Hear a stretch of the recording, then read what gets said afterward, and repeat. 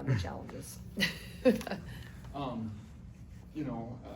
Bill Fenley said just, one key is to not make it bigger than it is. I mean, obviously it's an important game. It's the first time since I think 2004 that both teams came in undefeated. Yeah. I mean, how do you balance that? I think he's probably right as far as the hype within the team, because if you just look at it from a growth standpoint, there's going to be a whole lot of growing to get to where we both want to get to the end of the season. And it'd be nice to just have a really good game that doesn't get lost, right, in all the hype of it. But that's the beauty of these games, right? The rivalry games, even as early as football plays it, right? A lot has played out on both sides of that rivalry by the end of the year. So I think that's a great point. And it's great if you can get it, but it really, since we're not in the same conference, the ramifications at the end of that, if it comes down to a tiebreaker, it's a big game. It's a fun game because it doesn't quite hold the pressure because there's so much length of the season yet, right? It can go topsy-turvy. You can go up or go down for a bit, but how you're playing in February is really going to be the key. So I tend to agree with him on that. And I think anytime if you can just stay steady on those big games, even if it is a conference matchup, that usually bodes better for your growth. Everybody's going to want to talk about the matchup between Audie Crooks and Ava. Just, I guess, is you being kind of whether you want to call yourself former post coach, current post coach, just when you look at that matchup, just what makes it so intriguing? Well, I think it's just so fun because they're two really good and very different post players. Ava's more of a 5'4", where Audie is definitely a 5, right? Audie's touch is just really, really incredible. Always has been, even back in the recruiting process. When you let her get it, she's pretty accurate. And then obviously they've done such a great job of developing her and her work ethic. So I think that's the key.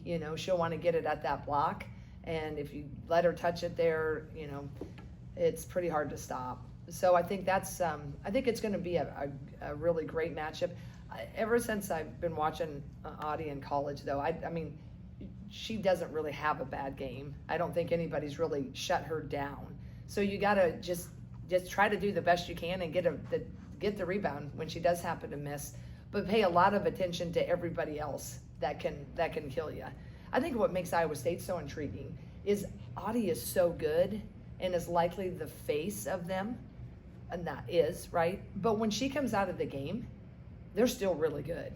I mean, I think they'd be a top 20 team even without Audie Crooks. The way they're shooting the 3 ball, my goodness, how many of them aren't shooting 50%? They're taking care of the ball. I think Jada Williams was exactly probably what they needed, to fill Emily Ryan. So they got a lot of great pieces. So, sometimes when you're playing people and their star goes out for a breather, it's like, oh, she's out. In this particular game, you can maybe like, okay, we're got a little bit of a breather in the sense of like we don't have to really work so hard at the block, but man, who comes in just gives you a different look. So I'm pretty impressed with them. I mean, always Bill and his staff always have good teams, but I think they have a really exceptional team this year. The 3 Amigas, I know Chit Chat, it didn't sound like there was a ton of concern after that. Right. Yeah. Where's she at? And then also Emily and Tegan. Yeah, Chit Chat should be good to go, so that's good to hear. Emily is still definitely day-to-day, just real ginger with that injury. And Tegan, she did not make the trip with us to Rutgers, and she was not at practice on Sunday. Okay. So I haven't seen her yet, but I hear she's making strides. So I would venture to say she won't be ready to go on Wednesday, though. One about Emily, was that something that happened in practice? Or? It was, I think, either a tweak when we were in Florida at a practice, or right when we came back. Gotcha. And so then we just it hasn't gotten to the place where she feels comfortable returning yet with the rehabbing. You talked a lot about how young this team is, so you have a lot of players who've never played in an environment quite like Hilton Coliseum. Mm-hmm. What do you point to try and get them to understand what that hostile environment is going to be? Because they play in a pretty crazy environment here, but they're friendly. They're all cheering. Yeah, exactly. And we talked about that on Sunday when we came back from Rutgers. and just about how, how it just flipped. This game has always had a great attendance, even way back when people pay attention to this game, but now certainly with as successful as, the undefeated, right, it adds to the hype. But you can talk about it and you can do all the things, but until you kind of live through it, right, until you get there, and that'll be, I think, that's the biggest hurdle right away. Because I've been here a few years now from Drake and Iowa, and once it gets away from you in those big environments, it's sure hard to pull it back in. And the same way here. I mean, that's what everybody with the home court advantage is trying to do. Hopefully you can lean on the Hannah and Taylor and Kylie. They've been there, but they're all in different roles, right? So that's the interesting thing in this team. We're just so much younger than we're older, and that's going to be, I think, a key point is to really how quickly can our sophomores and freshmen settle, right? And that includes Journey Houston. Journey's been playing some really key minutes for us, so we're gonna see. And I think that's the beauty of this game is to have a game like this at this point in the season, because I still don't really know how good we are yet, right? I love what I'm seeing, but the schedule has afforded some good games, but Baylor probably thinks they weren't as good as they should have been, right? We're looking at the in-state rivals of Northern Iowa, thinks playing a lot better than they were a while ago, and that's the trajectory. You want to be better at that point in your season, but I think this will give us a good marker. And I think we probably both need that to really, because we respect each other so much, right? Not that we don't respect everybody before, but I think as coaching staffs, it's like, yeah, we need this type of game to kind of give us a measuring stick, because later, right, in the tournament plays or in your conference games when you're fighting for positioning, which leads to seeds into the NCAA, hopefully, you gotta see where you're at in these type of games. So I'm really hopeful that we can just go out and just have a really good competitive mindset. Jen, how important is the pace you play on offense going to be in this game? Well, I'd like to push it, but they're slow it a little bit because they have a lot more sets that they run. Over the years, sometimes Bill's had faster teams. Sometimes, he's been more, he has a lot of great action. I suspect they'll try to slow us down a little bit, but I don't. What they do is so great that I think that that's just who they are and it's who we are. I think we're both going to try to be who we are, and I think the other team will try to do a little bit to counter that. But I don't necessarily think he's going to totally, just really walk it more down. He's probably going to try to slow down those outlets. But I'd like to play fast. But the nice thing about this team this year, we played at Northern Iowa. We found a way. Northern Iowa slowed it down a little bit. We played some teams that haven't played as fast, and we've had to adapt a little bit to the things that they've done. So I would like to, but if he comes out with some master game plan, I think we're able to draw on what we've done, and I think we can win playing slower.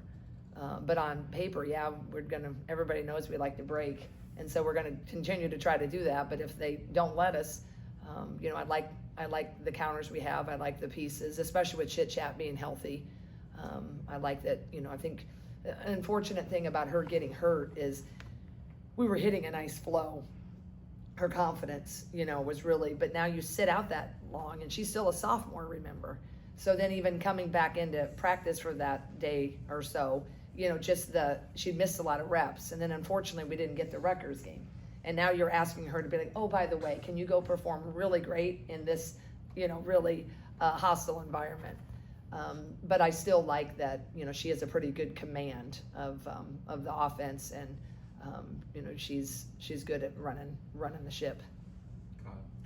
Seems like Hannah maybe hasn't quite found her stride yet this season. Just in a game tomorrow, obviously with it not only being a top 10 opponent, but then obviously the environment and a game where you need your best players to be your best players. What do you want to see out of Hannah tomorrow night, and what do you need her to be to get a win? Yeah, I hope Hannah's due, right? I think Hannah coming into this year, she was definitely circled as the key, and everybody's kind of focusing on that. So there's a different mindset and a pressure of what you're operating.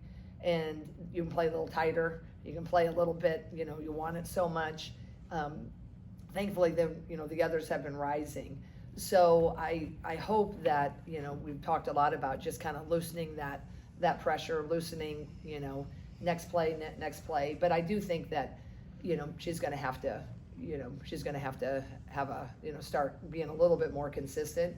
But, she's been giving it to us defensively, rebounding, her mindset's been great. She's just been a little bit off at those putbacks, right? When I see her in practice, she's, doing a good job. She can hit those 15-footers. So it's just the mind is the greatest defender usually, right? But I've been pleased with, honestly, she just comes to work every day. There's nothing that isn't concerning to me. I've seen her for so many years be able to perform. I love it for our team, but I really love it for her to just go out and enjoy this one on Wednesday night. I mean, you grew up in this state. There's nothing like it. You've dreamed, you've watched those big football matchups when you're little, you watched the basketball matchups when you're little, and to get to be in one, boy, it doesn't get much better. So I just hope that it's a heck of a game and everybody is performing on all cylinders, because it'd be a fun matchup to do that, because there's a lot of great players and Hannah is certainly one of them. So I hope she just goes out and attacks it, and we see everything that Hannah is capable of. You talk about winning, versatility, and being able to find different ways. What you guys have been able to do defensively, how much has that alleviated some of that pressure of feeling like, hey, we need to put up 80, 90 a game, and just where's the confidence level with that side of the ball? Last year we really tried to put more emphasis continuing on that this year. The nice thing, about defense is you can definitely have that every night, right? Sometimes your shot can be, it gets in your head, you're short or whatever, they're taking you away, right? Is the defense, if we can be solid on that and make it a little bit harder on the other team to do what they want to do, that can hold us and keep us in most contests, right? Most of them. So that's just one thing I think this team has really embraced. They enjoy the defensive side of it. Hannah really loves defense. Kylie loves defense. The others, they play it quite well. But obviously we haven't played 1 through 7 as daunting as what Iowa State's lineup is, right? So we're going to have that defense. But I love our effort. I love our growth. We're certainly not where we want to be, but I think we're going in that right direction. And I think our defense is a big part of that. And the growth of individuals, we're seeing different strides and people stepping up in different ways. You mentioned Journey earlier. She said during the radio post game that she's been getting in the gym a little bit extra. Is that something that started mid-season, something that started before the season? And you've talked about what kind of a turbo boost that can give to a player. What have you seen it do for her? Yeah, I think it started a little bit more mid-season.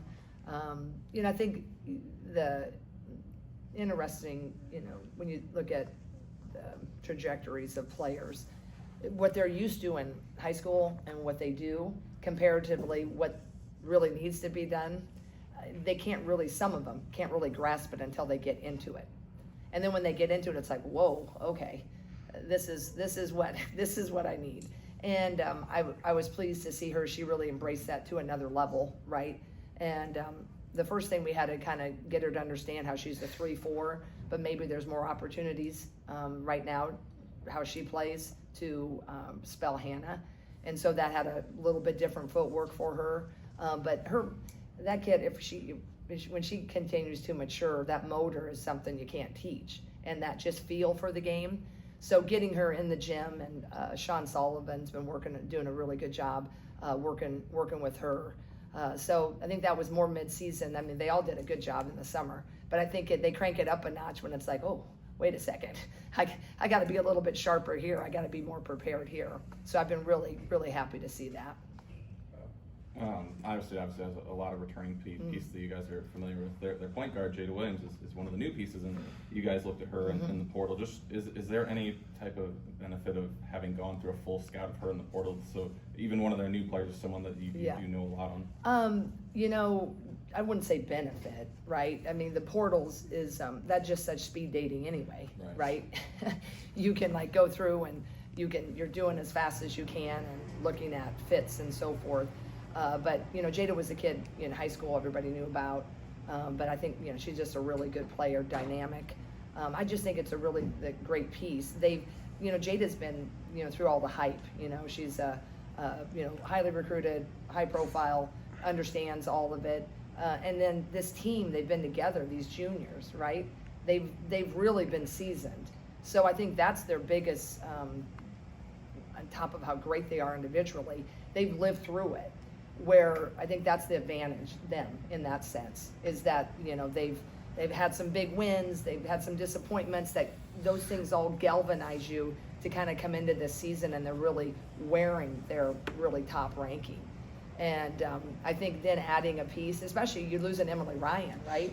That's because she's so good, heart and soul, and then adding a really good skill player that's a little bit different. So I think that's really been a key for them. But I wouldn't say there's a advantage or not. You'll watch a lot more film leading up to them now, who they are, than that film was. You know, they came in this last season really hyped, you know, really highly ranked. Yeah. You know, they were probably one of the nation's bigger disappointments last year. What do you see that's different about them this year? Well, you know, I think the growth always comes when, you know, biggest growth, I think, when you come up a little bit short, right? Or you're a little bit more you're disappointed. And sometimes you can work your tails off and it's like that, and sometimes it's just harder for whatever reason. So, you know, Bill and his staff, you know, they're just so good for over all those years, and I think they've tweaked a few things. Defensively, I think they're a little different. They've had another year, you know, to really utilize exactly probably what you want and where you want to get the ball to Audie. You know, Addie Brown is just a difference maker. You know, she's just tough, right? She doesn't back down. And then that one guard out of Tennessee, number 1, Beatty, I mean, she just plays like their guards. They always like their guards too. So they've added pieces that they didn't really have as much depth last year, although you can look and be like, okay, it's these 5 or 6. But when they put a piece in, they know exactly what that piece is going to give them. So that's what I think. They've added the right pieces, and maybe, you know, if they were wishing they would have gone a little bit deeper, that motivation, I think that's what probably has got them, you know, playing so well so early and really consistently. All right, thanks, Jen.